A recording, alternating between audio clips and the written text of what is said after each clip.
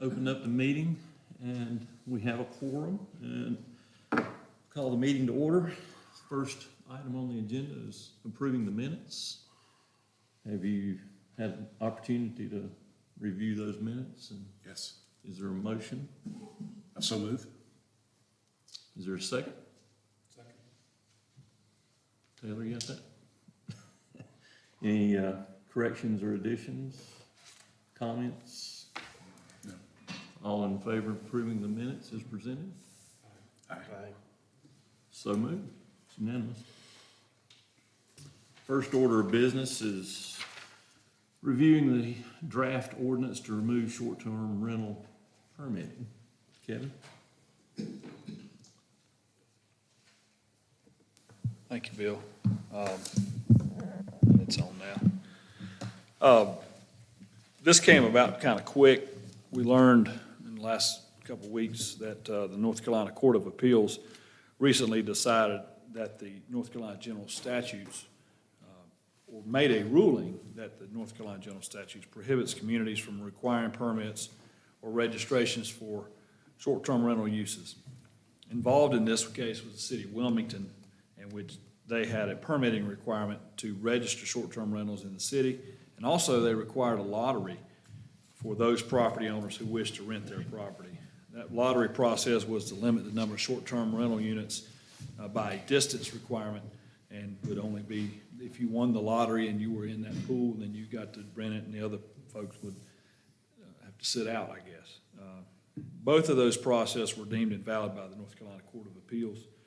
So in response, our town attorney recommends we stop the permitting process for short-term rentals and remove that language from the code.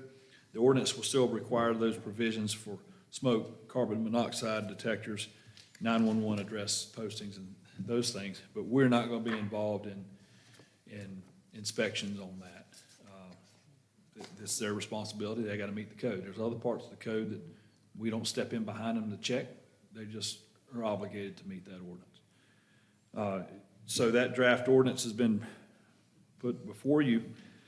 The highlighted sections of that ordinance would be struck through, eliminating the permitting process, but everything else would still be left intact in our ordinance.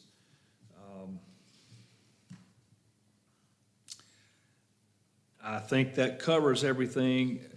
I'm sure there could be some questions about it, and be glad to answer those at this time. I do have some other documentation on the general statutes if we need to get into that, but I'd be glad to answer questions at this point. So in essence, we're cleaning up the language so that it's within the statutes, but that doesn't affect short-term rentals in the community or where it can be done or how it No. can be regulated or any of that? Correct, does not. It's just, we're just not going to require a permit. Permits, okay. Yeah.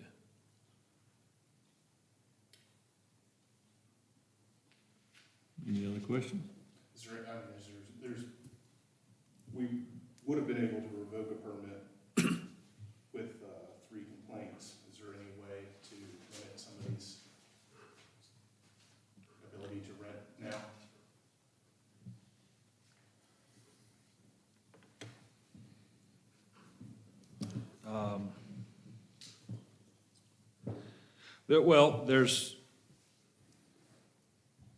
That is if there was a permit issued, and if there's an existing permit,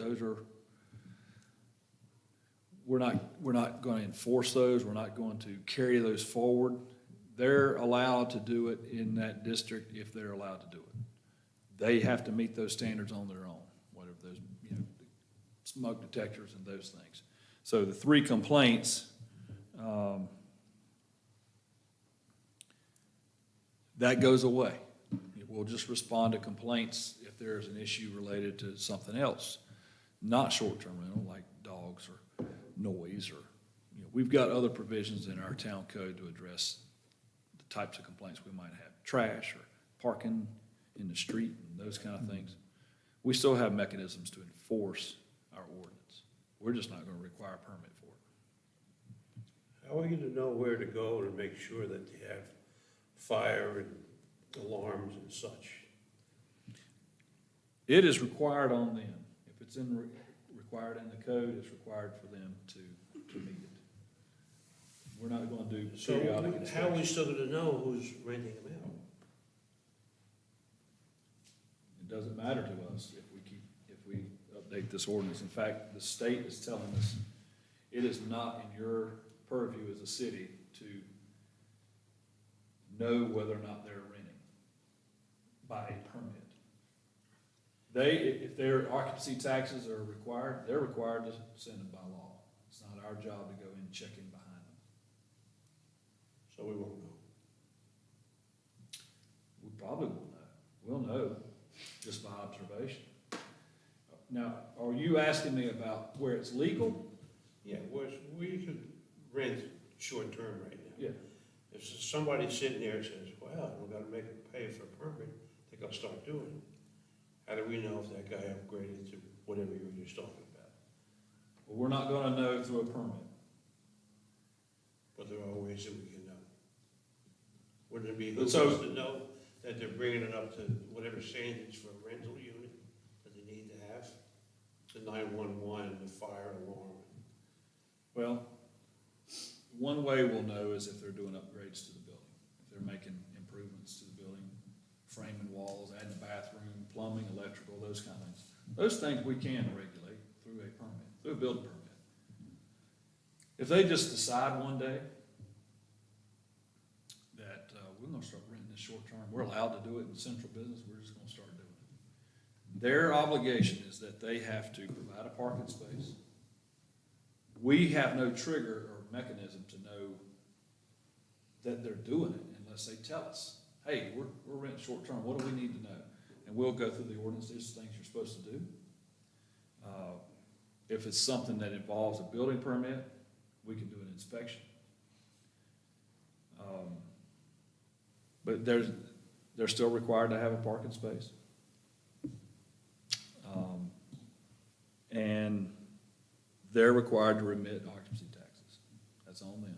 Just like we don't go in behind them, see if they paid their federal and state and income tax. They are required to do it. Right? I'm gonna not answer that question. Come on now. This doesn't preclude any of our ability for enforcement though, correct? If there are complaints, you can go in and make them prove that they have met the code, correct? Yes, Okay. we can still do enforcement. Okay. But if someone changes from renting 6 months or a year, and they all of a sudden decide, we're gonna rent it short term, we're gonna pay the occupancy tax, and they just do it, we're not gonna know. Is there some? Unless it's it's like, where are we getting this tax money from? Oh, okay, we got a short-term rental down the street. Well, on that, and this is just an idea, and I don't know if this is already a part of the procedure, but is there some sort of audit of the occupancy tax payers in the town and surveying the town just as a general, just annual check or some sort of check? I don't know, I could say I think there is, Okay. because our finance officer gets a printout of all the, they collect all that, and remit it to the TDA. So I'm sure there's a mechanism. I don't know how it's done. Would that be something the TDA could take on? So, I don't know to that- Joe's point, I mean, I see a gap here in people getting into this without meeting the obligations that are set forth, and so I'm just trying to understand if there's ways that we can alleviate that concern. So we do have a software that combs the internet and finds where they're located. We've been using that for a while. Okay. Host compliance, I think it's called. So we have that, and the TDA, Tracy Brown, and they run that and see what's being rented. And it helps us find where it's not supposed to be rented. And so we can still do that part of the enforcement. This is just to eliminate the registration.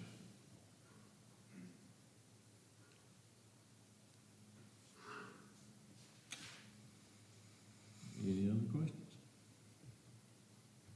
You're looking for a recommendation to send to? Yes, sir. Council? Mm-hmm. Is there a motion to approve the changes to the code? Motion to approve as suggested. Second. All in favor? Aye. Any opposed? It's unanimous. Thank you. And next up is the discussion of outdoor dining and downtown parking. At last month's meeting, there was a committee created, and the committee has met and come back with suggestions that we want to talk about tonight and get the input from anyone in the restaurant business that wants to provide comment. I guess you want to talk about that, how you advertise that part of it? Well, I sent an email out to Jeff Walker and the Brinkers and Cobb Milner, I think Town Tavern, and to spread the word. Jeff's the only one that showed up, so I mean, maybe it's only important to Jeff. I doubt that's the case. Yeah. Yeah. My kids are out of hazmat, so. But this is not the last time. We just thought, hey, we've gotten to a point, let's take the opportunity to hear from, and it'd be great to hear from Jeff and anyone else that has some thoughts on it. Before we continue to develop standards for outdoor dining and the related parking.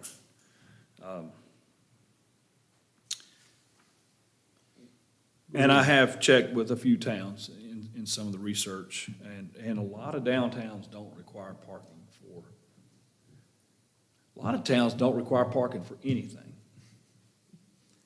Some don't require it for outdoor dining. They're glad to have it.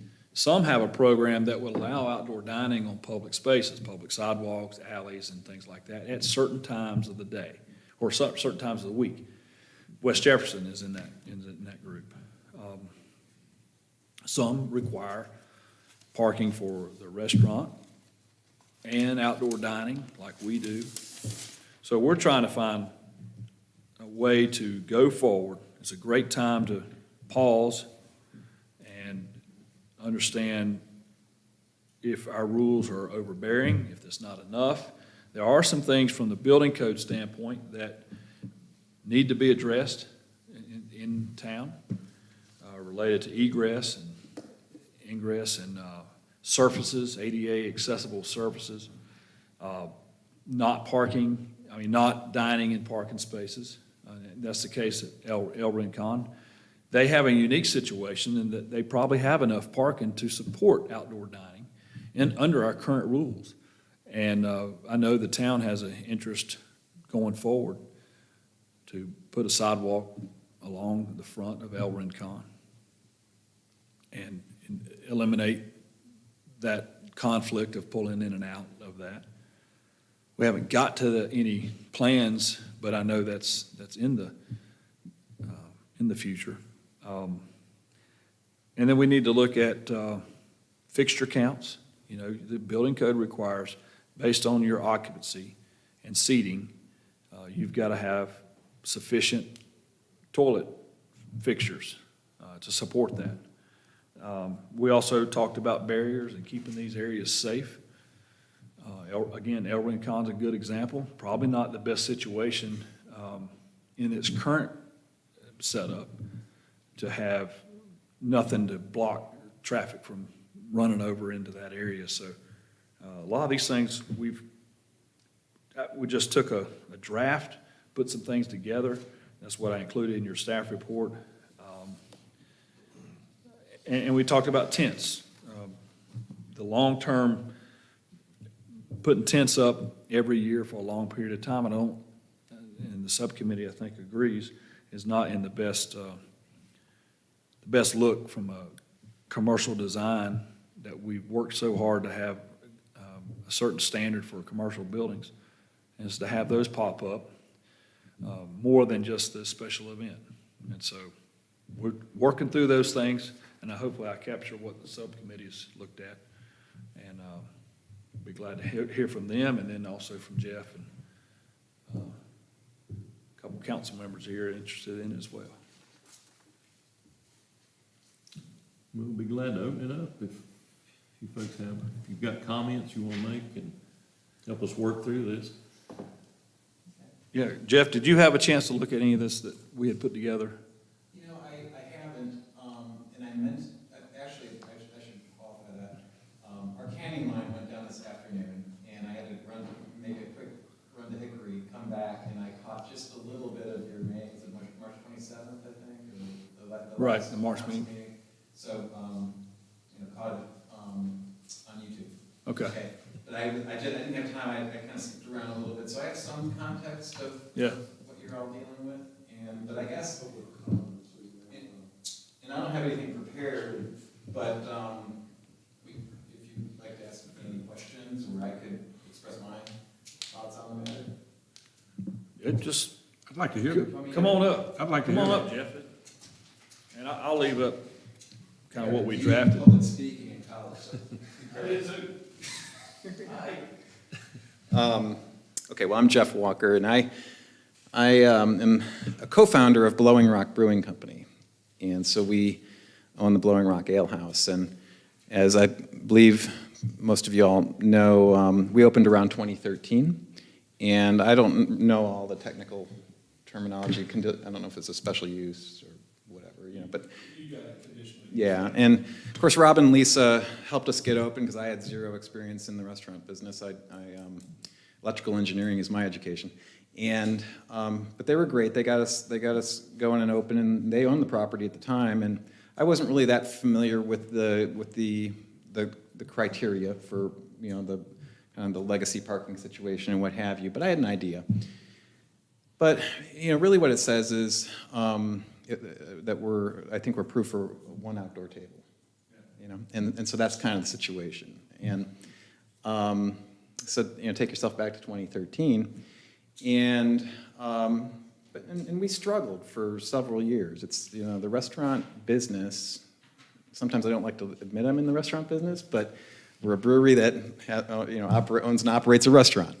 And that's how our brand enthusiasts and supporters experience our brand, and by virtue of that, also experience Blowing Rock, or vice versa. And you know, today we're in 1,000 accounts in the state. We're in 150 Harris Teeters. This is our Blowing Rock canned beer that you might be aware of. We do that production in Hickory. There's just no facility quite that was ideal for us here in the High Country to do our production brewing. So we have our smaller alehouse brewery here. We do small batch brewing. We do a lot of R&D here. A lot of what we brew here ends up on our own taps at the alehouse. But then we supply 150 Harris Teeters, 48 Publix stores, 150 Food Lions, you know, all the Ingles stores. And so the craft beer is a destination. People, it's kind of like the Napa Valley wine travel enthusiasts, you know, but instead in North Carolina, craft beer is a big draw to bring people to different towns, and lots of small towns, and they come to the small towns, and in our situation, they come to get in a car, they drive a couple hours, and in those times when we were needing to, you know, Kevin would express some concern over some outdoor seating, or maybe we needed to pull a building permit or what have you, and be like, oh, we got to pull the tables, you know, and then you know, they come to Blowing Rock and wonder why we don't have any outdoor seating. You know, you can imagine it's a mountain. It's 20 to 25 degrees cooler here in the summer, and they want to sit outside. And so it became nearly impossible for us to explain that. If you can imagine a, you know, bright 20-year-old at the host stand, you know, first job. What do you mean there's no outdoor seating? What do you mean we can't sit outside? You know, it's very, very hard to explain unless you put yourself kind of in that situation. And so, but I'm here I go rambling on. You know, we have a walking town. I really think Blowing Rock is a walking town. So a lot of the people who come to, at least to our establishment, and they might come from Charlotte or from Hickory or from Triad, Triangle, what have you, and they'll get there early, 11:30 or whatever, be there when we open because they know the drill, and then they'll park, and then they'll have lunch, and then we won't see them for 5 hours. And they're at the park, they're shopping on Main Street. They normally come back walking through that little alley, you know, near the Kilwins or the Village Cafe or whatever.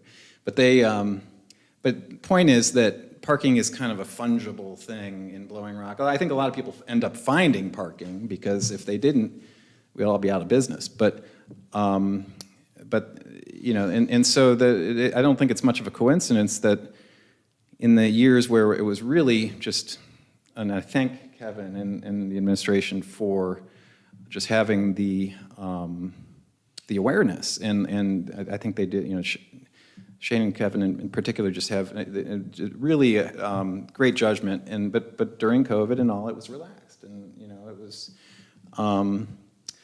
but I think Blowing Rock, I could be wrong, but probably one of the better years ever in terms of you know, I don't know if it came with a whole bunch of fallout, you know, that I'm not hearing about or seeing, but I think we had a really good year last year.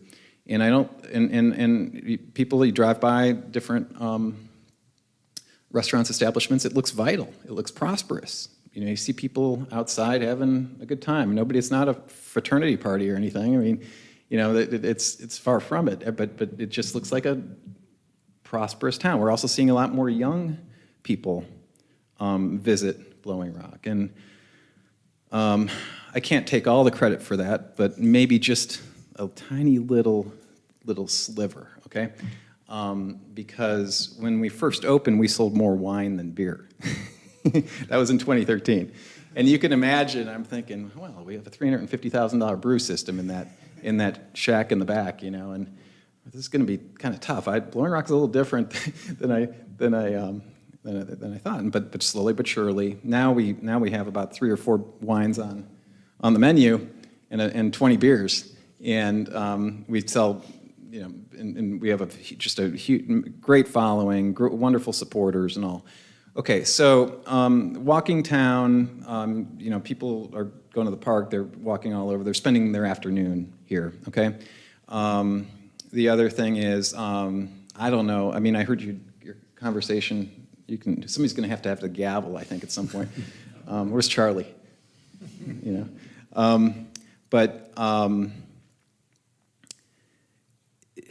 There's no $15,000.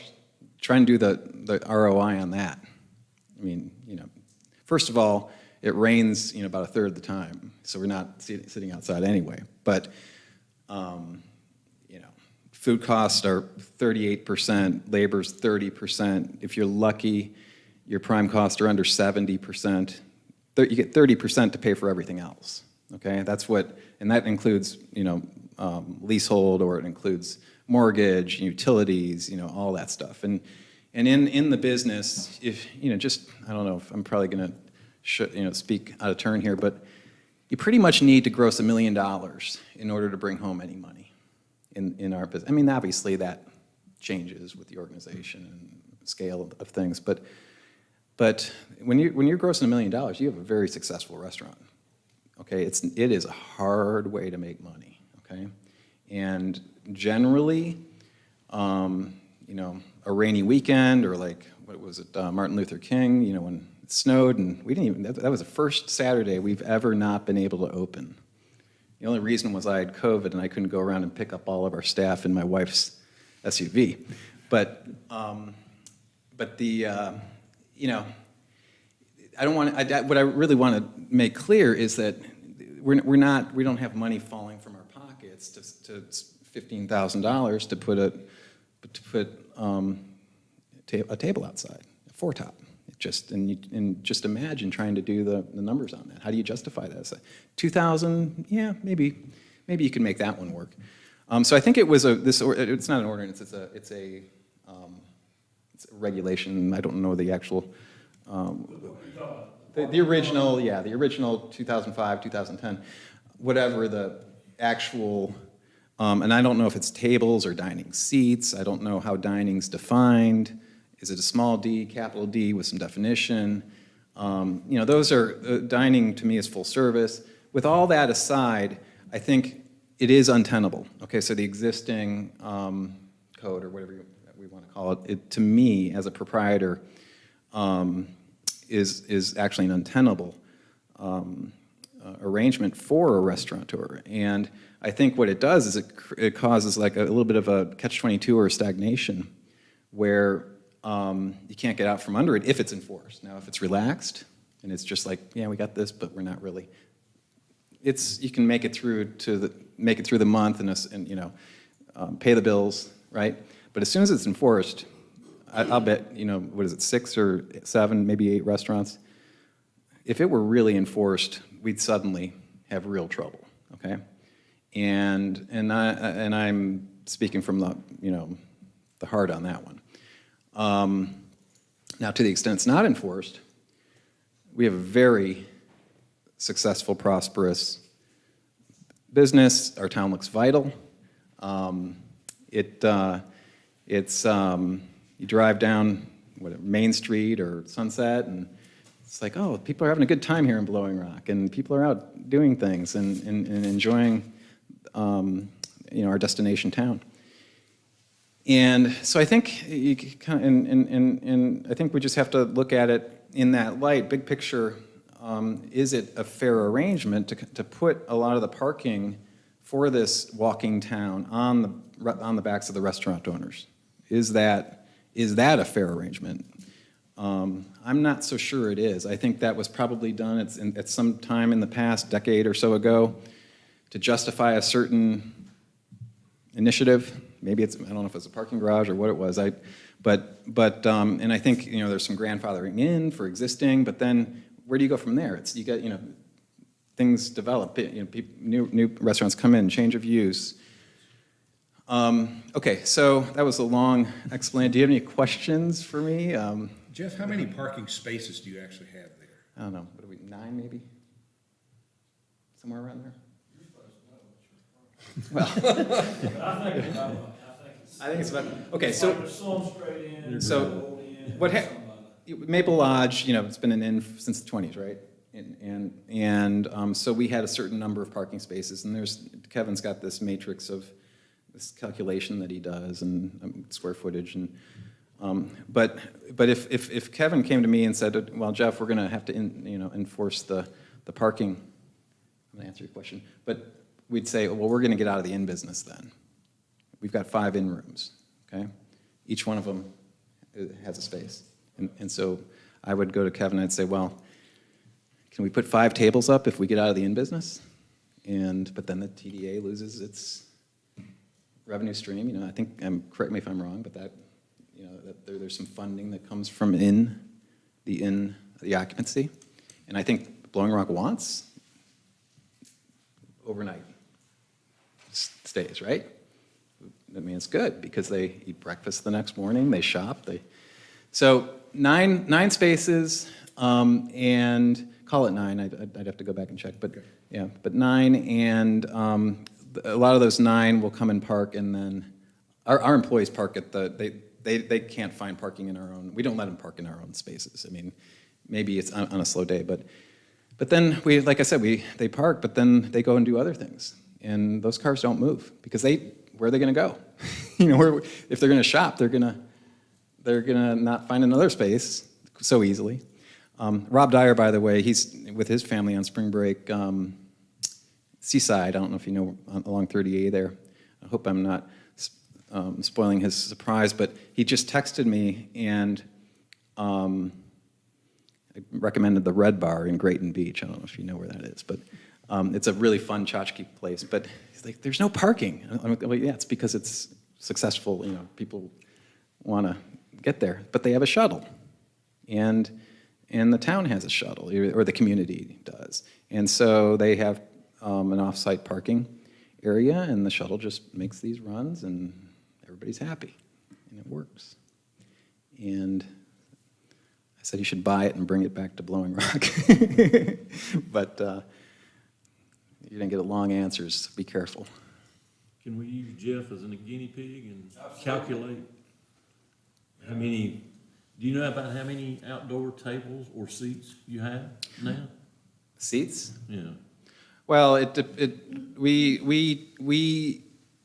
think it probably, if I'm being honest, it probably ranges from 12 or 15, maybe 18, to, I mean, when people are rolling in off the sidewalk and they want a place to sit, we go in the back and we find those, stools Little that's hot stacked. dogs. Yeah. And we might bring out 60 of them, okay? But if we don't, they're not going to come back. They're not going to. It's like, what kind of, who does that, right? And so it is a little bit of a, and we're a little different. I mean, we're a brewery, and that's a little bit more of a destination lifestyle kind of thing. And nobody's having 6 pints or anything. It's, that's just not our market. It's a 1 or 2, maybe 3 over, a couple hours. But we we put seats out, we put some tables out with volume, as we need them, okay? And we're pretty, it's not the best look, because I feel like, our furniture is probably one step above Lowe's, and because there's no permanency, we don't know, and we're not supposed to be doing this, but we, just out of necessity, we feel like we need to meet the expectations of our patrons. And, but here's the thing, we're not dining in those seats. People are, in general, they're coming with their dogs and, their dog, we put the dog water bowl out for them. They get a pint out of our pass-through window, which is a very novel idea. People really like that. And then they find a flat place to sit. And now, is that dining? I don't know. I mean, I think dining implies service. So that'd be another thing for you to consider at least in theory, they've all found somewhere to park already, because there's, I would really encourage you all to look at the parking, the seating more in the context, and this is just me and I'm going to stick my foot in my mouth, because I'll probably say something that makes zero sense here, but you basically have like stuff like fire codes and ADA, you have setbacks, you have whatever, a list of 4 or 5 things, right?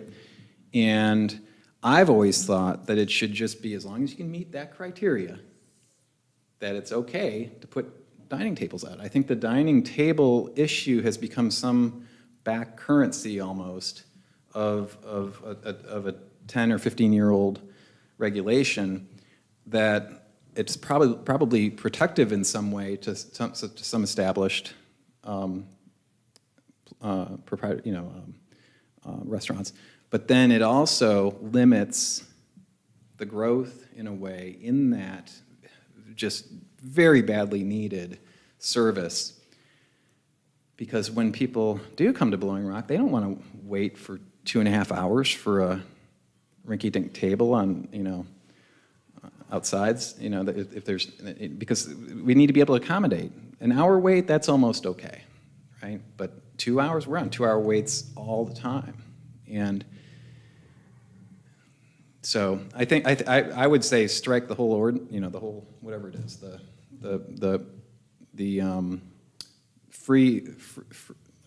I gotta come up with like a tagline, like some free the something, but liberate the parking, and then look at longer term solutions. Let us, however 6 or 7, I think, restaurants that are do our thing, at least for the time being, while a new, maybe there can be a parking, not maybe a garage, but a new parking lot with a shuttle. I think those are great concepts. It can be done well, and I think before you know it, we'll make, just like Roger Brooks said, make the downtown about people, not cars. And I think that the commercial vitality of our town is highly dependent on the 6 or 7 different people who are working 7 days a week, trying to staff kitchens, when you can't hire anybody hardly anymore to do, where it's just an incredibly difficult business. I can't even tell you how challenging it is. And so, but let's liberate the parking situation, and I think you'll see just very little implication from it. I think it'll all be good, mostly all good. With that said, I think that there does need to be attention paid to the surfaces, is it John Warren type things, with because that's important, but if we've got the space, let's be able to put some tables out for our visitors and for our residential community. They can't get a table either. The people who have the second homes or the first homes or whatever, they can't get a table. I get people texting me, asking me if they can, kids in the Blowing Rock School asking if they can be put on the wait list. You know, that's a slippery slope once you do it once. Okay, well, any other questions for me? Nobody's going to ask one because it's going to be a half-hour answer. Thank you. Thank you, Okay. Jeff. Thank you. Okay. And thank you for the opportunity and for taking the time to consider this very important issue. Make sure I don't take any of Kevin's notes, right?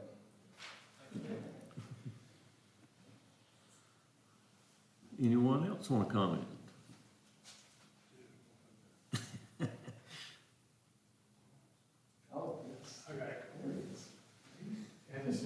No, come on, Dave. Actually, did. These are like speaking time. No time left for you. Ditto.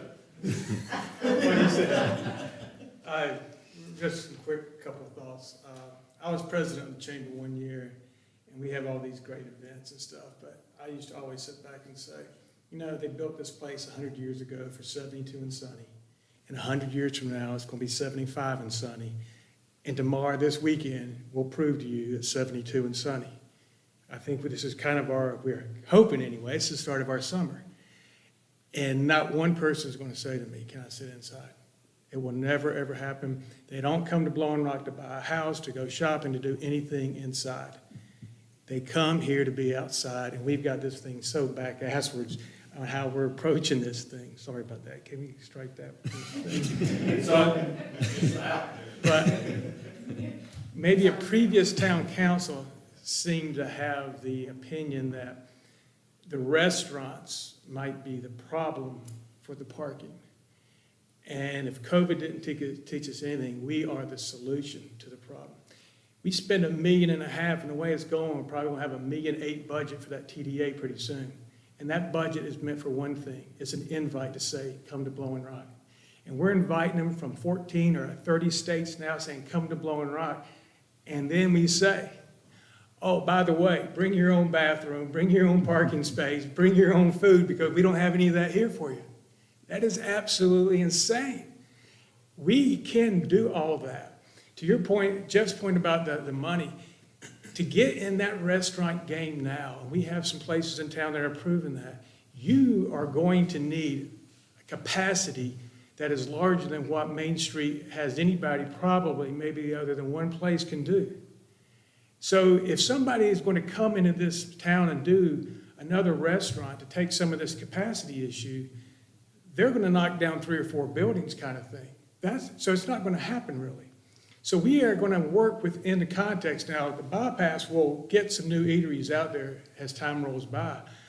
But very few people come here to go out there. Now, they'll go out there because there's reasons to go on the bypass. But I haven't seen the TDA do a picture of the bypass yet. This is why they come here. And they get down here, and kind of long-range thinking is I think that where the issue, where the answer to the parking problem is, when they get here and then they have that oh God moment, and that is, it's an hour and a half on a good by, we would time this. We know exactly when our second rush hit was when these guys started saying it's 2-hour waits. And then we went from an hour to 2 hours. We were the secondary place. And then we were all sitting there going, are we going to have any employees tomorrow? Because what we're doing then is creating a world where they can get 16 jobs on the way home. Everybody's hiring. They used to come here by default. Employees are going to be our capacity problem. It's not parking. It's parking for employees. That's my 2 cents on the whole parking thing is, let's take care of those kids first before we start worrying about the other stuff. But you go build a parking deck, and you put a parking lot on the bypass, and you put all the signs up, and you put them on that trolley, and you get them to Main Street, and they're like Disneyland. Boy, I'm inside the gate now. We're going to have some fun. Hour and a half, 2-hour wait. You ain't seen unhappy customers until they get back on that line and get in the trolley to go to Boone or West Jefferson to eat. You can't. So all that talk about parking, hell, we're at capacity now on Main Street. We put 650 spots out, and I'm not saying I'm against or for that. I'm just saying is parking's not our capacity. Parking is the obvious problem. Our capacity is how many people can we feed? And we finally probably to some degree have our kitchens to where we can do a certain amount of gross now. We can't seat them though. And if we can't see them, I mean, Jeff's right, man, you want to see the next unhappy is what is this? I could play basketball on this emptiness in your parking lot that you can't utilize. And then the 20-year-old is never going to be able to explain that, and they just soon go back to Boonin work, then have to deal with unhappy, missed expectations that we deliver here. God, we got everything here. Most of our problems are what we've done to ourselves in that sense. We are the answer is if we could just have the opportunity to do that. The math will never work in the way we're doing this. I talked to Brooks, because Brooks one day said, are you the owner of this place, but you're getting rid of parking spaces for, what was his comment, people not parking. I'm like, yeah, that was my idea, which wasn't my idea, but I'll go with that for a while. But the whole thing, it didn't make any sense that we were fixated on probably, if not 1980s, 1990s, parking thing was, and Kevin actually would know this, but my thinking is the old days of Belks comes in and says, I'm going to build I want to build a store downtown. Well, gosh, that's going to need 500 cars. Well, we can't afford that in this little town, so you guys build the parking day. Because they're coming to see Belk. They're coming to see this big retailer. So they are drawing the crowd. Not one of us is drawing, I can't speak for y'all maybe, but in theory, about 98% of our people, our customers, are because they came to Blowing Rock. They didn't come to see us specifically, at least on weekends. On weekends, they're here. And they have been educated that about every place they go is going to give friendly service and good food. And now the next thing is, and you're going to wait for the rest of your life to get it. And that's just backwards. If we can do anything, this isn't the total solution. I don't know what is, but this is like the easiest solution. God, this is just so easy. Town ain't spending any money. Nobody's got to do anything. Just say, guys, cut it loose. If you can get enough people hired and get them in here, that's what we'll do.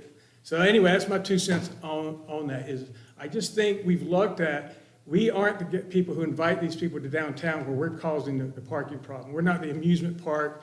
We're not needing multiple hundred parking spaces. We are here to take care of the guests that are already here. And that's my thought on that. Question for you. Whoa, I didn't know we were going to do that.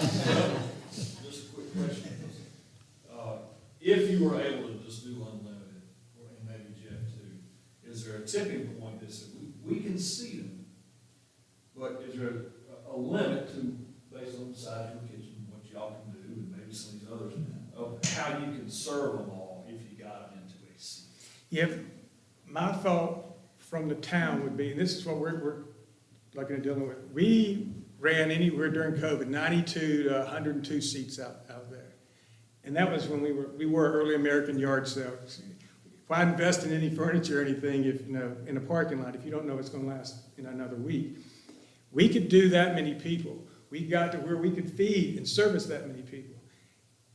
From the town standpoint, I would think what you're asking is how can you control that many people? I tell you, the first person that will ask us that question is the ABC. ALE comes in and says, if they're all drinking, are they all staying on premise? Or are they walking, are they doing this? Can you make sure that 100 and some people are drinking in the rules that we have? And you're right, that then is incumbent on us not to have, the 20-year-old out there trying to be the alcohol police, but really investing in the right people to handle that. But that to me is the issue, and we would always have that issue when we were doing these events for the chamber, because that was the same thing. All of a sudden, we scale up, and we got a lot of people consuming alcohol in an area that we're trying to keep them contained in, and it's no different by law. We got to keep that contained. So, yeah, there is that point, and I don't know. All of us will have to probably find that point, but it is in that alcohol license is our biggest carrot out there. You don't want to lose that, and that's why. They will make sure we're in that kind of box. The reason I asked the question is I talked to Bert, and he's in a different situation a little bit. He's bigger, he's got more room. And I asked him, hey, you got you outdoor dining. If you could, would you add more? He said, no.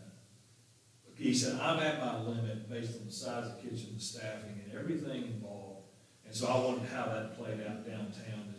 Yes, I can speak for me, is we know exactly, we pretty much do sandwiches, and when we were on our A game, we know who we got. We do one sandwich a minute, custom made, and we can hit it like you wouldn't believe. That doesn't become our problem. Then it's looking up and going, all right, one sandwich a minute means a trash can every 10 or 15 minutes. Those are the things of keeping the town looking good. It's the same problem the town has with the park. You know, as this all scaled up, then there's the unintended that you don't think about, you know. So there's the front end of maintaining crowd, and there's the back end If I too. could just quickly interject, there, in my experience, there is a practical limit. Yeah, And it's not 300. It's and for dining, it's kitchen, and then generally on premises, it's bathrooms. yeah. And, makes sense when you think about it. Well, so, And, right. and so it's not in our interest to overdo it, because it just turns into it compromises the experience that we're looking to provide. Yeah, we're all familiar with the term supply chain now, and you know, as soon as that boat lands, all the boats here, but there's no truck to move it. There's 16 pieces to a supply chain. That's us too. If you can solve your kitchen problem, which all of us try to solve every day, it doesn't mean you double your output in the kitchen. You still have, what's my next bottleneck? You know, and there's always that thing, you gotta be cognizant of that, is if you're feeding, my whole thing is, they come to this town, what they just wanna be is fed and water. If we feed and water them right, that I used to always say, you win these battles on Monday morning, because Monday morning is when people go to the office and say, what did you do this weekend? And if they say, I spent 9 hours of my weekend in Blowing Rock waiting to get fed, that we didn't win the battle. We had that customer, we're gonna have to earn that customer again. So anything we can do to take care of those issues, those are all unforced errors. You know, there's no reason, there's no mountain, no ocean, no anything that blocks us in from being able to do this, so. So no decision is being made tonight, so we know that. What's your establishment? Sorry, Dan. I'm sorry, Blowing Rock Market. Okay. Yeah. No decisions made tonight. This is good for us to gather information, freely talk, and I'm just gonna throw this out. Hypothetical. If the code was changed in such a way where you are regulated for the size of the building, like you currently are, based on parking, based on square footage, but you said you can have outdoor dining and not be subject to any additional parking requirements. But you've got to meet these criteria that are already established in the building code. You gotta have fixture counts for, urinal for this and door and all that. You gotta meet that. You gotta meet ingress and egress and clear paths for all those things. ADA, surfaces, all the other things. How would that sit? And I'm talking to the restaurant folks here. I mean, would that be, just to hear you, how would that go? Yeah, for us, that's all I'm looking for. Yeah, there's no shortcuts. Almost everything you decide, you don't meet HD handicap stuff. You're at competitive disadvantage. You know, one of the things, the Mexican restaurant spoke at the council meeting one night. She said, hey, I do this for the dogs. And I'm like, man, I've never thought of that. But 50% of our people in this town are bringing dogs and kids. I didn't see a baby carriage the first 3 years I was in the market. Didn't know they were there. Never heard of dog bark. Now we've got 4 dog dishes out there, you know? We got baby carriages everywhere. To your point, that is the next generation. Those are the next 2 to 3 generations. That is you. You are the poster child right there of who we're trying to stay in this town, to come to this town.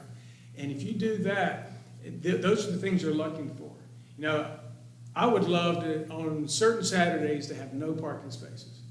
I don't need a parking space. Right now, 93% of my business comes in from somebody else's parking.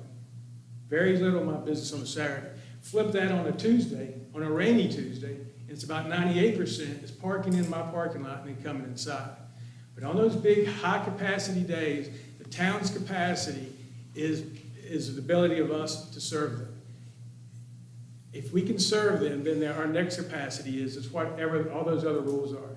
At the retreat, somebody had a problem with, well, I don't like we got to get these restaurants back on the reservation, so to speak, because this is ugly and this is bad and this is whatever. And to me, that's a separate issue from doing the deal.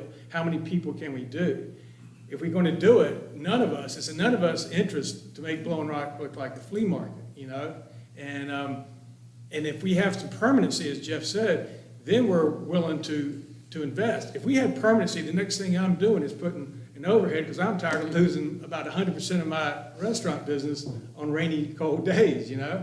I want to follow the trout. So those are the things, I think we don't look junkier. I think we will all present better. We will all do things that the consumer wants. The only thing, Kevin, I would say, if I could, is on the bathroom situation, I mean, we have people waiting in line for our bathrooms, but it's not 20 people. It's like 3 people. And that's when we're busy, okay? That's when we're really busy. So I don't know what those metrics, what that relationship would look like if you look at the code and all. Yeah. But it would be nice to have some stopgap where if that was, as I see it, that's going to be a big criteria because that's a real phenomenon. And so, And that's the case too. The consumer will vote on that. 4th of July. If you don't have that, you're in trouble. But it's probably overall time experience too. Yeah. They'll go somewhere else. They won't. They're like, we can't stay here. And so, but on the 4th of July weekend, what we do, it's not ideal, but we'll bring a couple of porta johns out there, okay?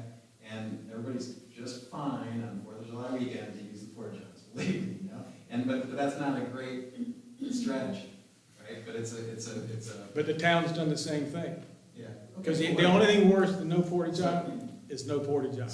I mean, then you really do have an issue. Because I see that, you know, it's probably, when you look at those peak times, everybody's used to dealing with a little bit of inconvenience waiting in line or whatever, but the code may not be that forgiving. If that makes sense. I think I've got the section, but, you know, we'll dig in deeper, but it is one toilet fixture, male and female, for 75 people. Now, occupancy is calculated, standing room only, 5 square feet per person. Tables and chairs, 15 square feet per person. Now, that's to calculate occupancy, just like over there on the sign, it gives you an occupancy for seats and all that kind of stuff. So all those things factored in together will give you a fixture count. If you've got square footage in the building, you've got this many seats outside, you've got to have X. If you don't meet X, you can't have it. That's just a building code question, we're not going to be able to get around. I think that's probably going to be one of the biggest limiting factors. Yeah. You know, I mean, just. It depends on how much you want to do it. Yeah. You may have to build, you may have to expand a bathroom, and at that point, based on what you spend, your bathroom, like down at El Red Con, your bathroom may not be ADA accessible. Those are not. Okay. But once you spend the money, 20% has to go to bringing it up to ADA compliance. And a lot of that starts in the parking lot if you don't have a space that meets code and you can carry on into the building. You spend enough money, 20% needs to go to that. And I'd rather spend money on a bathroom than $15,000 a parking space. Yeah. Yeah, see, that's the difference between an expense and an investment. I think we would all, if we had to, we'd try to do that. My question is kind of a baited question for you in terms of what's the premise behind a hotel the requirement of having a parking space? Just so that's out there. The fact that they're staying overnight and spending an extended period of time. Probably don't want to lug their stuff from the parking deck down here. So let's just say that's just an extended period of time that's over the amount that the town thinks the space is required. So then a restaurant, let's say the average time you sit down is what, an hour and a half to 2.5 hours? It's an hour and a half. Hour and a half. So, Hour 15 on busy days, we turn tables every hour 15. yeah. So with that in mind, I'm sure there are plenty of people, hopefully not my wife, that spend an hour and a half in Monkeys. And there's no retail requirements for parking. There's also plenty of people that have their kids and their entire families in the park for way more than 2 hours, myself included, There's a requirement for retail. for retail. Yeah, absolutely. But is it It's just based? when our code says if you change from 1 to no, in downtown, nothing triggers parking until you go to a restaurant with 12 or more seats. This is what it says today. But that distinction is based on people, the thought that people spend a lot of time there, correct? I don't know. Okay. I mean, the parking standards were developed 100 years ago. So this is specific, but what about parking for Village Cafe or thereof? Is that just grandfathered in? Yeah, they were here, I mean, before. What I'm trying to illustrate is the fact that there are plenty of other businesses and things in town that benefit from people, not just restaurants. And to single that group out disincentivizes anybody from opening a restaurant here and continuing to open a restaurant here and investing in the restaurant. So, and this is totally separate from the constraints of the amount of people and seats, and I think that's a totally separate issue, but requiring restaurants specifically and exclusively to contribute to a parking fund by paying $15,000 for a spot seems it just doesn't seem equitable when other people are benefiting from the fact that they don't have to have parking spaces. It's not exclusive. It's not exclusively for restaurants. Okay. It is for anything, except for lodging. Let's tackle one of those questions about the parking lot. The Hannah building was built, and it was designed for retail space and living space up top. At the time it was developed, they were required to provide 18 parking spaces for that building. New construction, put that building in, that's how much they had to have.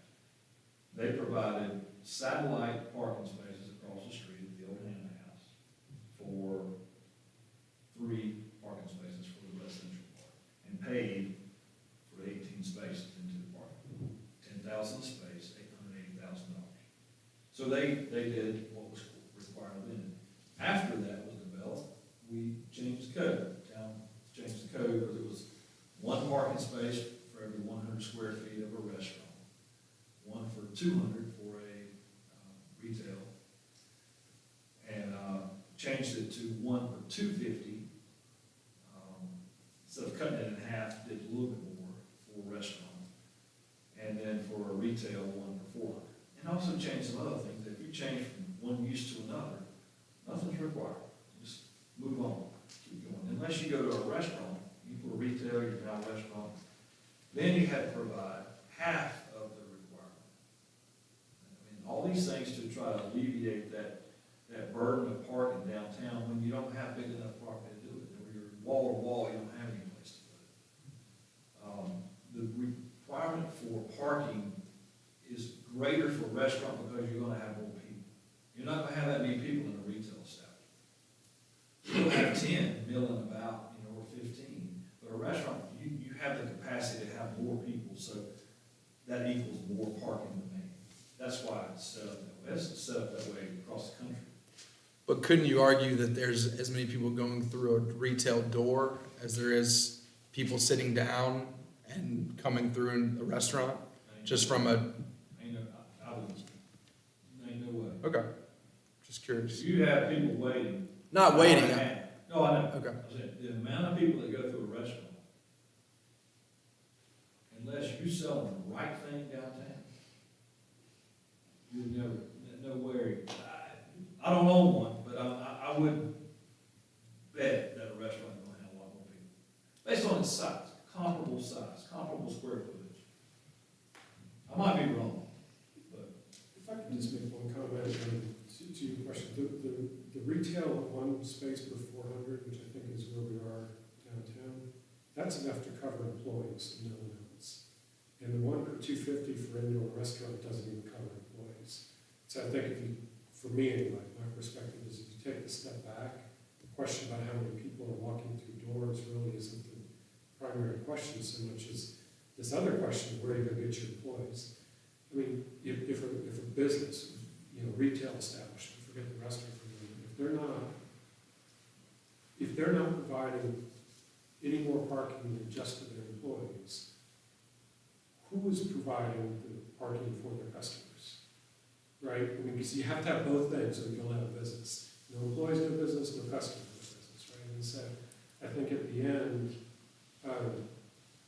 of the discussion, well, at the end of the discussion is there's a perception that keeps being borne out on busy weekends that there's not adequate parking within walking, what people are generally willing to walk, right? And so they're circling around and all those things, all those things that come with insufficient parking, right? But are we willing to make a decision with that in mind to create huge barriers of entrances for any other restaurant or continuances of existing restaurants by implementing this or continuing to implement it?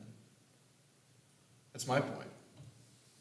And then I think the question comes back. My point is they're on the sidewalk right now.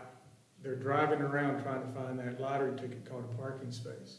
The sooner we can get them seated, the sooner we can turn them, the sooner we can get them out of here, then that next wave is getting off the sidewalk, getting off the streets.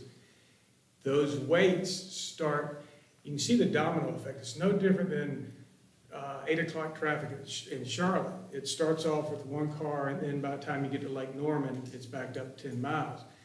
Is at 12 o'clock or 11:30, we don't have a problem. There's not a traffic problem here because everybody can come in and pretty much get a seat. When we run out of seats, then we see the cars start backing up because they have nowhere to go. They have made the attempt to come to Blowing Rock only to find out what they were going to come here for doesn't exist, at least exist. So they're going to kill that time trying to figure out, they're going to, talking about widening sidewalks. Half of those people on high capacity days are killing time. They're just trying to kill time. We have people at my place taking up seats so because we don't have hostess seating. If you can walk in there and grab a seat, grab a seat. And then they sit and they wait for one of the other restaurants to call and say your table's available after they've been sitting there for an hour. Now, hopefully I've sold them a beer or two or something, but that's still not kind of what we're wanting to do. But that's what's driving it is if we did this, to Kevin's point, it will create these other issues, and we will have to figure out bathrooms and all those things. But adding outdoor seating is not going to add to our parking or traffic problem. It's just the opposite. It will make people's time in Blowing Rock, they'll come in, that 11:30 crowd will be out of here, but now the next crowd's been driving around, hanging out for an hour and a half, trying to get to eat by 1 or 1:30. That is what we're trying to solve. This really doesn't matter a whole lot on Tuesday at 2 o'clock. In February, it matters none at all. But unfortunately, we are in a business that we make what we pay the rent with on those high-capacity days. And that's where you have to make your living. And this weekend is going to be a prime example of that, I believe, is we will see is the backups will start again that we haven't had to a huge degree. I mean, all of us live and die on weekends, but now that we're going to have a beautiful weekend, you'll see the crowd spread out because we have the ability to seat them. Just getting a seat is now more important than getting a parking space. And half of our traffic used to be Dick Guzman, from Meadowbrook. He started charging $5 for his parking spaces. So he had a college kid down there selling. So this kid was bright. He came back and he said, the town doesn't have a traffic problem. The same car has gone by 6 times. That car has gone by 4 times. They dropped their wife up here, and he's going to go back and forth on Main Street looking for that lottery ticket to empty out right when he drove up to it. He said, if they had a place to park, you wouldn't have all those cars backed up. Pretty simple. It's the same thing applies to this. Give us some tables to put out for these people. We'll get them out of the parking lots, out of the daggone sidewalks faster. Because we're giving them what they came here for. As soon as they get what they want, then they'll be moving on for the next crowd to come through. We're not adding to any problem at all. Going back to what I originally said, the restaurants will be the solution, not the total solution, but we are the solution to a lot of this problem. We aren't the cause of it. We're the ones that are going to take care of the customers that the town of Blowing Rock, rightfully so, have invited to our party. And I think it's incumbent on us to have a place for them to eat and drink, if we're going to say, come to the party. All right, I'll pass it back. Jeff's time, so.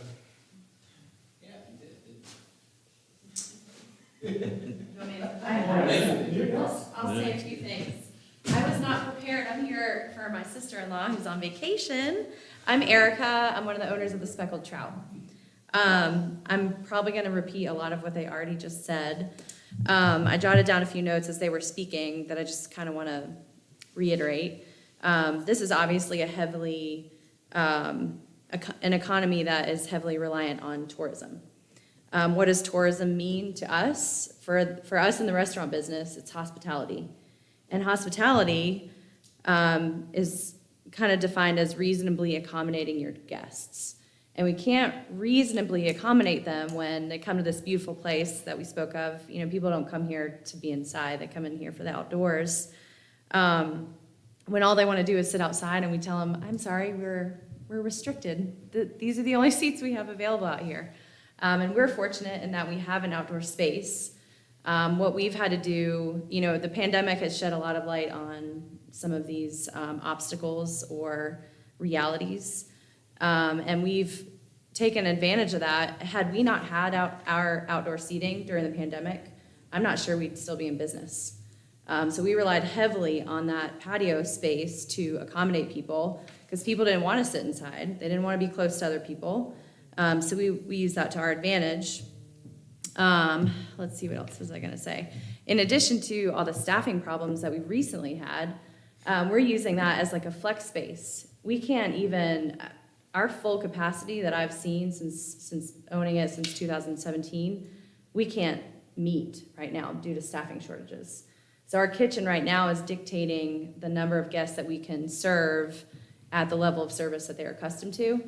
And what that looks like for us, you know, I'd like to have that space flexible in that we can move some indoor seating to the outdoor space, but we're taking seating away from inside to put it outside. We're not keeping the inside and adding to the outside because we can't handle the capacity of guests right now. So that's a little caveat, just being able to have some flexibility in the ordinance itself for these evolving times that we're in. What else was I going to say? And I think, you know, we're quick to call parking a problem. Parking is just a reality. We're in a tourist town. Tourists need a place to park, and it's very walkable. But they've got to get here somehow. It's not like we have mass transit and they're coming up in trains. So it's I think it needs to be a shared responsibility between the town, the business owners, you know, the community as a whole. Instead of sort of pinpointing, you know, different businesses in that way.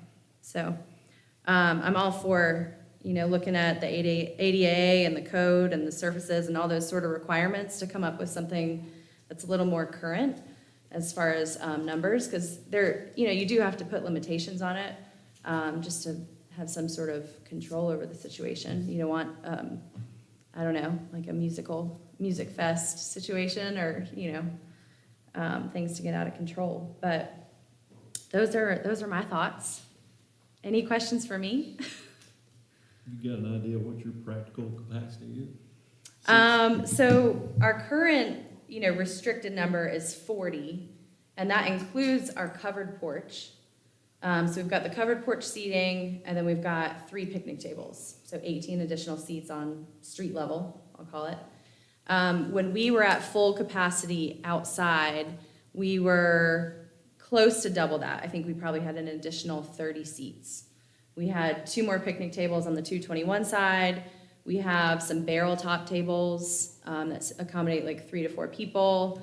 And then we've got a railing that's more or less like a drink railing. We don't really serve food out there. And we had stools. I mean, you can get an appetizer, and, you know, while you're waiting on a table. So, you know, it was significant. It meant the difference of a lot during the pandemic for us. So 70?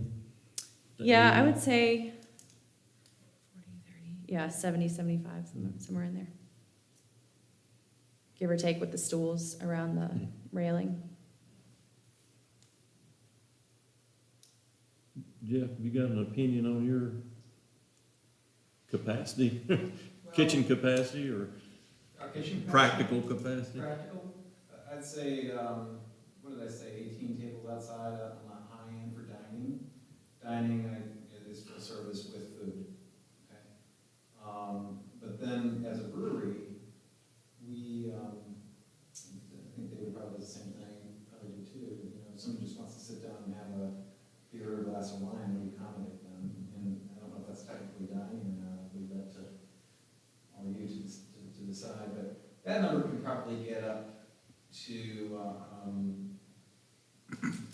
you asked about the total occupancy. We've got about, I'm guessing we have about 40, I should know this, but 40 inside, 20 outside, that's dining, okay? And that's about what our kitchen can have, okay? It's not a big kitchen, and we don't have a microwave. What's that number again, capacity? 40 in, 20 out? Yeah, I'd say about 60 to 65, somewhere around there. But then I'm sure we'll have another 50 or 60 or 70 or even 100 on busy days, just on property. Front porch, high tops, all that? Yeah, yeah. Just mingling. We have a beer garden, you know, outside. That's where the four times is supposed to go in beer garden, right? And so now, and so now instead of, you know, one four top, we'll have, you know, maybe 20 people out there, young people enjoying, you know, bringing their dogs and their, you know, we do all the water, the dog bowl thing, and it's just a really great time. And they don't stay all afternoon, they'll stay for 45 minutes or an hour, and like I said, they'll shop on me, or they'll do whatever. They're in town for the afternoon. But If it was more flexible and allowed more outdoor seating, would you, like David, convert some of those temporary canopies to more Oh, yeah. permanent structures? yes, that, as you may have noticed, we have not been able, we can't justify, there's no format for it, because if I go to and pull a permit, you know, it's like, well, you can't do that. So that there's regulation in the way of even improving things, because the premise is that we're doing it to have more than 4 outdoor dining seats. And again, if it were like $2,000, I'm not trying to spend anybody's money here, but if it were $1,000 or a couple $1,000 a table, I could almost see that. I don't know, but just to make a black and white example, I wonder over the last 15 years how many, nobody has to tell me or anything, but how many 15,000 tables have been bought? I'm guessing not very many. So that's just, and correct me if I'm wrong, but that's just proof that it's an untenable ordinance, it doesn't make sense. And I'm using the term ordinance, I don't know really what it technically is. If it's more than $100,000, I'd be surprised. And that's over 15 years, okay? So there's that.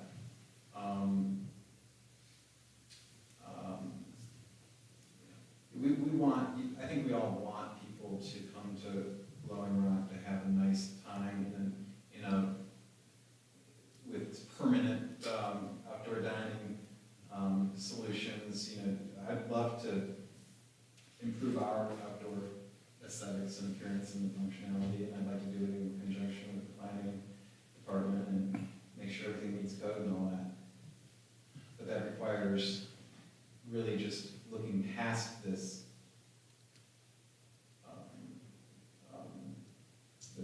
past, I don't even know how we even originally started it, but it was probably just to justify building a parking garage, right? It's like an easy. No, I'll tell you, Well, it was well before we had parking there. Okay. For example, You guys good? Thank you. Thanks. Give an example of how it started. The Thurl building was built in the 90s, second building back on the right.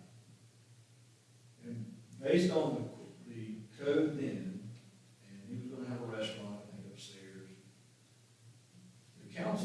waiving about 80 parking spaces. I want to say that's the number. Based on the qualification that was in the code at the time. Well, he built wall, he built zero lot line, he can't provide that parking, so they waived it. And then they waived the next project, and they waived another one, and the council said, hold on, there's no benefit for trying to provide some parking somewhere. So let's do a parking in lieu of fund. If you can't provide it, you can pay into that fund. And they got it approved by the General Assembly. I want to say it's 2004 or 5, somewhere in there. And got it approved and set up a parking fund, and those funds went into that. If you paid into that, it go for maintenance or offset costs related to a parking deck or an existing parking lot. And that's what it was set up. So they were just waiving all parking, even for new construction. So, Has the money though gone to actually improving parking? yeah. The money that's been paid in, so it's been allocated. Well, like I said, if it were a smaller number, I'm speaking for myself, just not for our very important other restaurant owners. But if it were a small number per table, but just in order, but provided some governance, you know, so we don't have like, 50 tables outside, right? But it would have to be a pretty small number that would just kind of do, are you serious, do you really want these tables? Okay, but I don't think it's definitely not 15,000, it's not 5,000. It's just a small number, but at the same time, I don't know why the town would want to do that, because we've got like half of our restaurants here, right here in this room, and it's there's only 6. How many are there downtown? 6 or 7? Not enough. And you know that we just, I guess the one across from us, went out of business.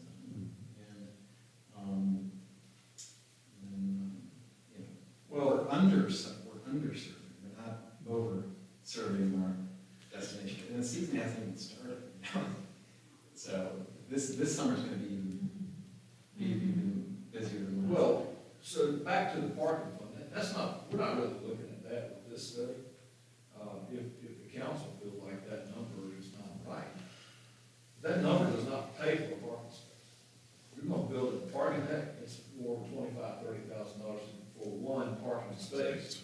And so, that number is not inclusive of what it takes to build just one space, even a surface space is gonna be more than that. Yeah. But that number has fluctuated. It was 10,000, I think, when it started. At one point, it went to 15, and then it went to 7,500. It went to 7,500 for a little while. And then in 2020, it reverted back, because there was a sunset clause on it, it reverted back to 15,000. And that's not just for restaurants. Other people have that opportunity too for a different type of use. But if we're looking at a control on outdoor dining by other means, by other factors, building code, one, can't get around that. And if that is the case, then maybe there's some flexibility. Again, no decisions made tonight.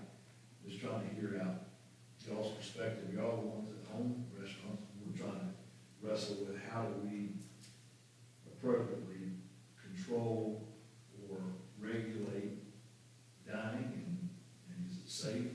Everything's the same for everybody, so that's what we're trying. Well, I'll just suggest to the board that focus on building code issues, just and the relationship between outdoor tables, which are seasonal, weather dependent, peak weekend dependent or not, that's more of a proprietor level decision. But I do agree that it should fall under the code, the whatever, the building code. You guys know. Kevin, may I ask a question real quick? feel like it went in 2020 and 2021, where it was just floodgates opening and, you know, when the restrictions were relaxed and we were able to put as many seats as we wanted to in our outdoor areas, you know, we didn't hear much, as far as complaints or negative things about it. And just from a business owner's perspective, I'm trying to understand It's probably the best summer. why we can't just do what we did. Yeah. Cause we also can't base projections on those 2 years, cause they were sort of anomalies, but at the same time, I don't think things are gonna slow down significantly or go back to 2019 numbers necessarily. And we rely on that kind of volume to be profitable. I mean, we think, you know, we know kind of what the numbers look like. It's a hard way to make a living. And so we need those big volume weekends. I call it monetizing the stuff that, you know, everybody wonders what I mean when I say it, but it's like the sun's shining, birds are chirping, and we're gonna have a good day. And then, you know, you wait for that to happen again, but it's not every day in our business. You know, it's very, very seasonal, weather dependent, and we need to be able to accommodate the expectations, adjust our operation to that highly variable volume between, you know, it's both seasonal and even daily during the week. But I think the time has just come to really look at the past ordinance and say, Blowing Rock is a different, I'm not saying it's not a completely different town now, I think we're very proud of the heritage and the lineage there, but we need to liberate this very important function of just like a handful of people trying to make it in the restaurant business and accommodate all of the destination travelers. Is there a question you have? My question was, what was the opposition to relaxing the rules? You know, there was that period of time that it was relaxed, and you all saw what that looked like and heard from town people, I'm sure, on many levels. What was the feedback, and if there was negative feedback, what was it? I want to understand from everyone else's perspective. We're living in our own reality, trying to serve all the people, and it went well for us. So I just want to hear from the other side if you have any feedback. Well, the codes are still in place, so Right. we have an obligation to enforce the ordinance. We can change it, but if we're not suspending enforcement, my job is to enforce the ordinance. So we're taking this time to say, maybe we need to change some things in the ordinance. Maybe we don't, but we want to hear from y'all, your perspective, so that we can say, all right, maybe in some of these areas, we can change the ordinance at a great time to do it. That way, when we go forward, we're gonna enforce it. Whatever we come back to, it's gonna be enforced. Yeah, a couple of the councilmen said, to Kevin's point is, Kevin and Shane then are picking and choosing what to enforce. No, we don't want you to enforce this one, Kevin, but we want you to enforce this one. And that just puts the staff in like it's no man's land. Everybody's no one's ever going to be happy. We aren't happy on that, so then there's the other side of this coin that's not happy on that. So the thing was just, if this is, and I think we agree, that this is a bad ordinance, or whatever you call it, or outdated ordinance, then it's officially changed. That's why we're working on it, because if I enforce one way on David and different on y'all, it won't be long. You'll say, oh, wait a minute, what about? So we gotta deal with that. My job is to be consistent and to point back to the code, this is how it applies in your case, this is how it applies in yours. And I guess my point in the question was, if there wasn't a lot of opposition to it from the community or from other business owners, it's just one more reason to update it and move on from it. Exactly. I think that's what we're after. Yeah. It was very positive. I never heard any complaints. We've been there forever, I mean, at least since I've been, you know, in our business since 2013, not just financially, but spirits were good. I mean, people were having a good time. When you're in a position of what I do, I always know the one that's the outlier, or the ones like, you know, I kind of know that they're not supposed to be doing that. That's just a makeup of someone that does this kind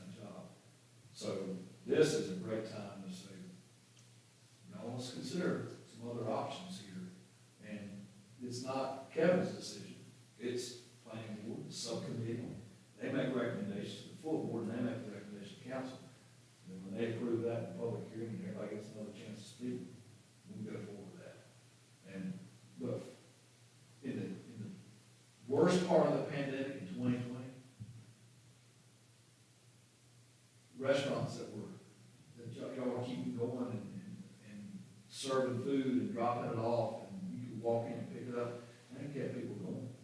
It kept y'all's own restaurants going for a while, I'm sure. And that's great.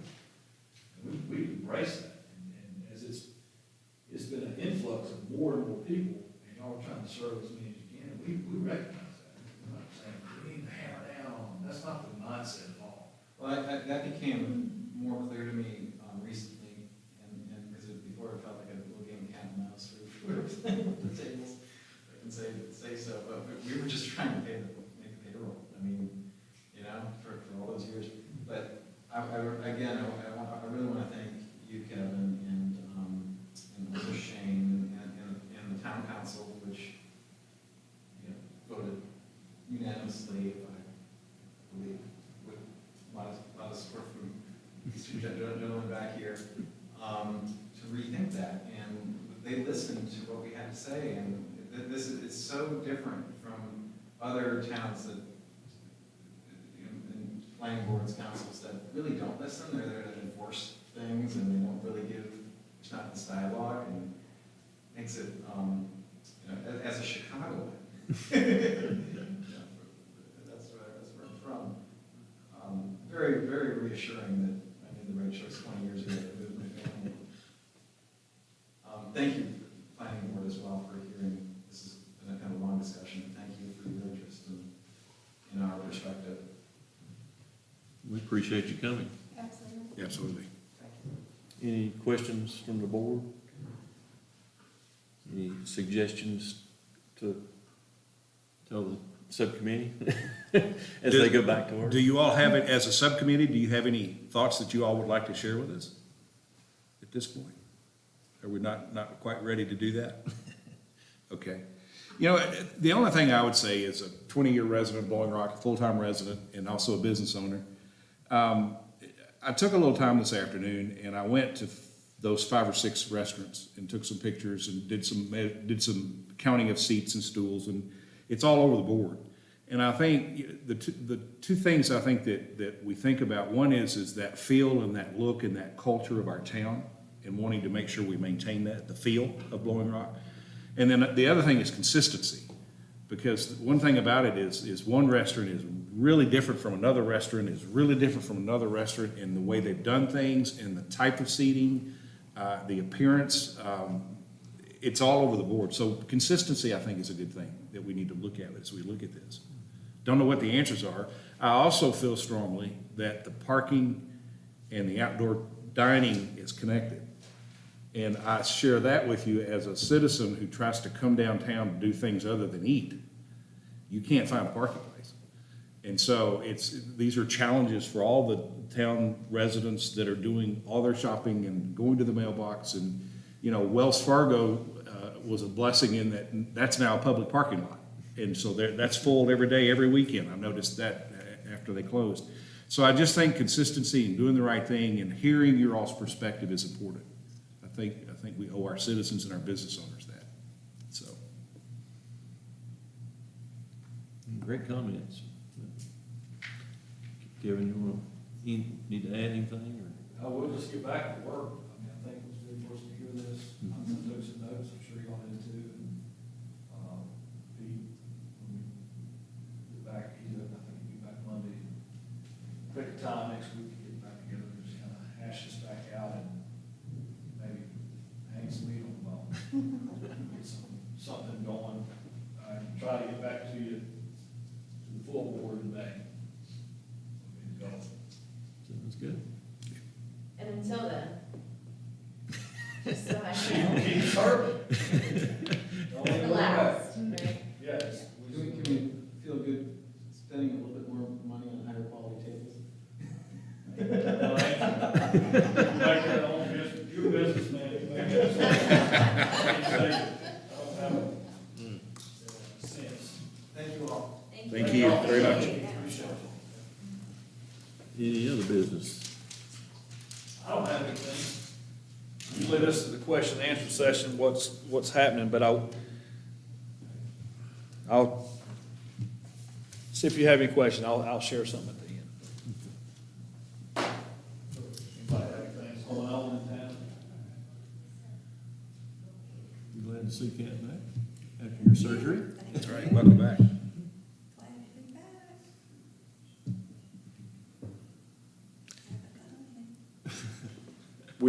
I think did we introduce Taylor at the last meeting? Town council meeting. So Taylor Miller, she is our new administrative assistant, zoning specialist, and all the titles that we've gotten. This is her third week, I believe that's right, and glad to have Taylor filling in a spot left by Tammy. And then I don't know how many of you know that Tammy passed away Tuesday. Didn't know that. Wow. This past Tuesday. And, she's going to be greatly missed. I mean, she was a dear friend. I worked with her 10 or 11 years, maybe more. And just had such a great time with her. I mean, she was close to our family, too. When we would go on vacation, she'd go down and take care of the animals and stuff. It was just great. She lived, less than a mile from me. And she learned so much in her job, and she already had all this knowledge about the town and being in real estate and all the things that she had done. And she was just a pleasure and a joy, and going to greatly miss her. And so continue to pray for her family, Stan and Megan, her daughter, and her son, Lucas. Lucas was up here a little bit during the period of time. And I saw Stan yesterday, spoke with him, and they're trying to do a memorial service for her toward the end of May, I believe the 27th, tentatively, and I think it'll be at the American Legion. But, man, she was special, and really going to miss her. And, best that I had in that office, and it was a great teammate and could answer about any question that you had. So, going to miss her. Can you send us an address so we can Yes, get something to the family? yes.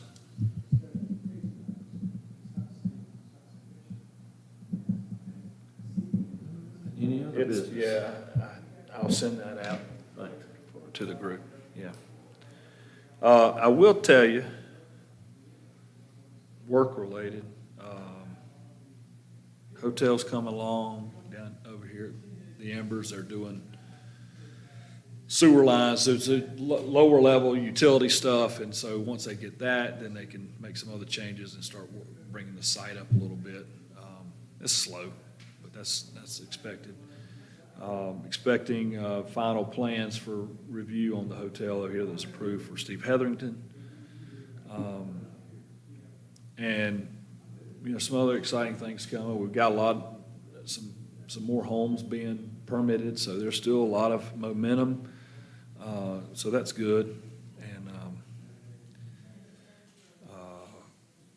other things I really can't give any details on, so. Any word on the coffee shop? No, I haven't seen any design plans on that. We expect that, but, What about the Scotchman project? yeah, nothing on that either. I'm kind of surprised. They were doing an evaluation of the structure to see if they needed to just take it on down and build back up. And I haven't heard back on that, so. Like to see these things if we're gonna go through the process, especially on those kind that would clean up the corner there. Haven't seen anything done on that. Yep. That's all I've got. Thanks. Appreciate everyone coming. We're adjourned. Okay, thank y'all.